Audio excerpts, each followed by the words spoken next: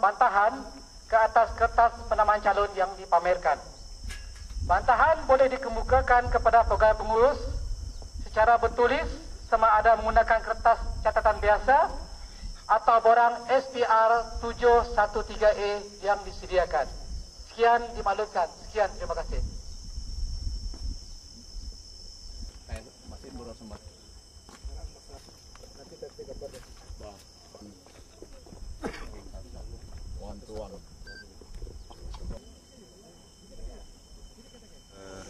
Secara amnya, isu yang penting sekali kita perlu kemukakan kepada rakyat ialah satu ialah tentang isu ketidakadilan. Isu ketidakadilan dalam menangani beberapa isu lah, hak-hak asasi kita seperti hak tanah adat dan termasuk juga hak kita kebebasan kita beragama. Jadi yang paling penting, dan juga isu-isu rasuah yang berleluasa lah. Kebanyakan pemimpin-pemimpin Barisan Nasional ini memang bukan lagi satu rasial. Semua orang seluruh dunia tahu ketua menteri kita memang rasuah, ada bukti. Walaupun demikian masih dia lagi ketua menteri. Jadi ini isu yang patutnya dikemukakan kepada rakyat biasa. Masa sudah tiba, 30 tahun sudah cukup, dia perlu ditukar. Yang direct involved ini memang yang isu yang bagi tahu tadi, isu NCR tanah. Satu, kedua ini isu Alkitab yang ditahan ini hak kita, dijamin dalam pelembagaan. Ini selama 30 tahun Barisan Nasional katakan politik pembangunan. Pembangunan apa? Hutan dibolot sih, jalan raya sampai sekarang pun tidak dibuat.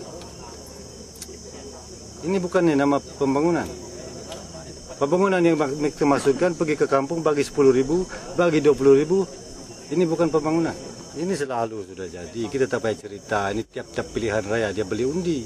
Berapa lebih kurang harga diundi ini? Antara berapa dengan jumlah? Ini saya tidak tahu lah. Saya harap kali ini orang di Lawas mahal sedikit lah. Tapi mahal pun kalau kena beli pun tidak guna. Di lain-lain tempat ada yang katakan Rp500, Rp200 sebelum mengundi.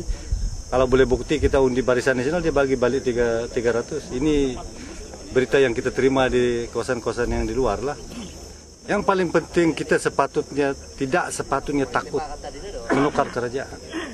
Kalau kerajaan sudah tidak membela rakyat, rakyat sepatutnya yang jadi penentu siapa yang jadi kerajaan, siapa yang tidak. Sekarang ini tidak ada kerajaan. Jadi pada masa 10 hari dari sekarang, inilah penentuan bagi masa depan rakyat. Jadi kita tidak perlu takut. Yang tidak bagus, yang jahat, yang tidak adil kita buang. Tukar saja yang baru. Tidak, sebab kita diberi mandat setiap 5 tahun. Lepas 5 tahun, tidak bagus, boleh tukar lagi. Apa yang ditakut-takutkan? Ini hak kita sebagai pengundi. Dijamin dalam perlembagaan. Terima kasih kerana dapat bersama kami di Lawas. Saya dipahamkan ini adalah tim dari SPP dari Sabah.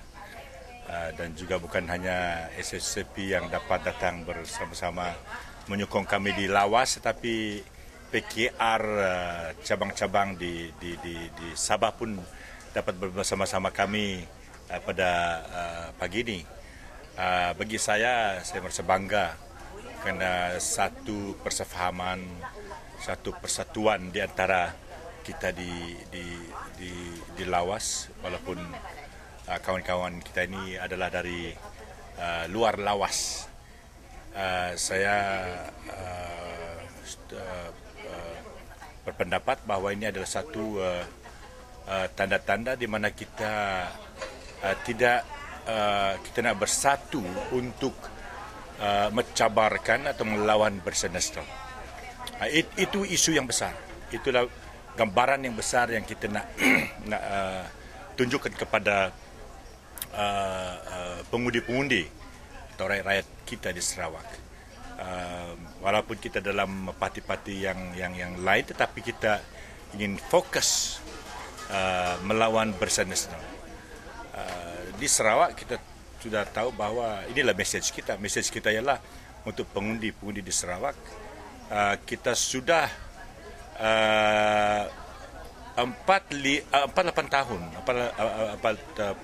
tahun sudah di bawah perintah Barisan Nasional dan 30 tahun di bawah perintah Ketua Menteri Taib Mahmud.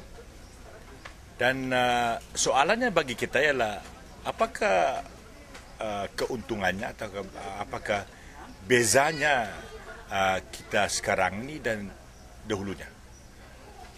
Dan jawapannya perlu dijawab dengan melihat apa yang sudah dilaksanakan, sudah diteruskan di bawah perintah yang sekarang ini.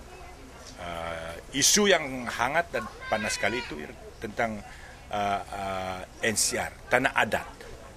Dan saya sebagai peguam di Sarawak dan mewakili banyak orang asal di Sarawak, dan sekarang ini mewakili dalam dekat 200 kes di Mahkamah Tinggi. Ya, ini adalah satu bukti menunjuk bahawa isu NCR ini adalah satu isu yang besar. And I think this is just the tip of the iceberg with this about 200 cases di Mahkamah Tinggi sekarang ini. Apakah isunya? Isunya adalah perintah Barisan Nasional diketuai oleh Taib Mahmud ini beberapa lama sudah merampas, menjual tanah adat kepada orang yang luar, bukan kepada orang tempatan, orang asal. Yang untung ialah orang yang luar, orang yang kemampuan, orang yang kaya, yang diberi beribu-beribu ekar untuk apa? Untuk kelapa sawit, untuk kayu balak, untuk kuari. Sekarang ini baru-baru ini satu list ini dikatakan LPF, License to Plant Forest. Dan untuk berapa panjang? 60 tahun. Arti dia kita kayu balak, list kayu balak itu sudah dikeluarkan 60 tahun. Selepas itu LPF dikeluarkan untuk menanam kayu di kawasan itu juga. Berarti forever, in perpetuity, tanah adat kita, kawasan kita, kampung kita adalah dikuasai oleh orang luar. Itu masalah yang besar. Yang penting itu tanah kita diasingkan untuk mereka, dan kita makin atau kita menjadi setinggan di kawasan kita, di negeri kita. Itu yang penting. Punca dasar Barisan Nasional. Kedua yang penting bagi saya dan bagi kita sekarang ini ialah yang mengenai tentang kebebasan keagamaan di Sarawak dan di seluruh Malaysia amnya. Apa maksud saya di sini? Kita tahu bahawa masalah tentang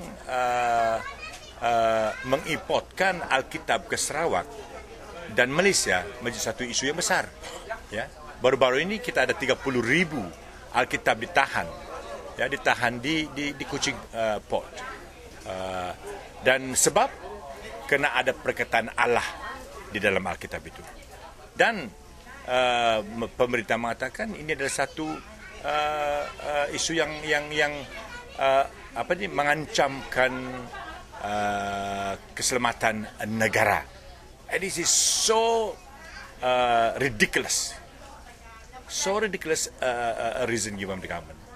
Macam manakah kita mengatakan Alkitab menjadi satu isu mengancamkan keselamatan negara? Nah, ini kita soal lah. Kita tanya saja kita sendiri. Dalam konteks Malaysian Agreement, dalam konteks Artikel 11 of the Federal Constitution, di mana kebebasan keagamaan telah dijaminkan, especially khasnya di Sabah Sarawak sebelum kita masuk Malaysia, bahawa kita dijaminkan kebebasan kepercayaan. Dan saya masih ingat ini dalam laporan Cobalt Commission, di mana dilaporkan dari lawas didapati bahawa 5,000 orang Murut atau Lun Bawang masa itu enggan masuk Malaysia. Kenapa? Dia takut. Dia takut kerana ada satu ayat dalam Perlembagaan Tanah Melayu masa itu mengatakan Islam adalah agama rasmi Tanah Melayu. Karena itu mereka takut. Tetapi jaminan telah diberikan kepada orang kita bahawa walaupun ini ada satu artikel, satu ayat dalam Undang-Undang Perlembagaan Tanah Melayu, orang yang bukan Islam, kata Tunku Bapa Malaysia, bebas mengamalkan kepercayaan mereka sendiri. Tetapi apa yang berlaku sekarang ini? Kita dihenti, kita diharamkan mengimport Alkitab kerana ada perkataan Allah. Ini jelas adalah melanggar Undang-Undang Perlembagaan Persekutuan artikel 11. Melanggar perjanjian Malaysia 63. Ini adalah dua isu yang penting bagi kita Sarawak ini. Kalau kita tidak ambil berat tentang isu yang dua ini, saya pun tidak boleh buat apa-apa. Message yang saya nak sampaikan bagi pengundi-pengundi kita ini ialah beri peluang pada kali ini untuk Pakatan Rakyat, JAP, PAS dan juga PKR calon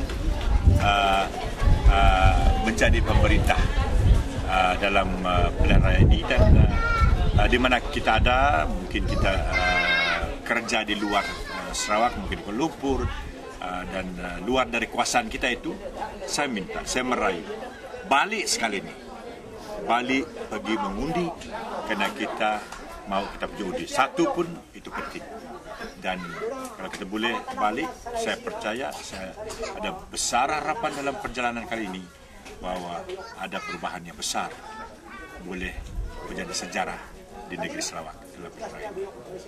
Terima kasih.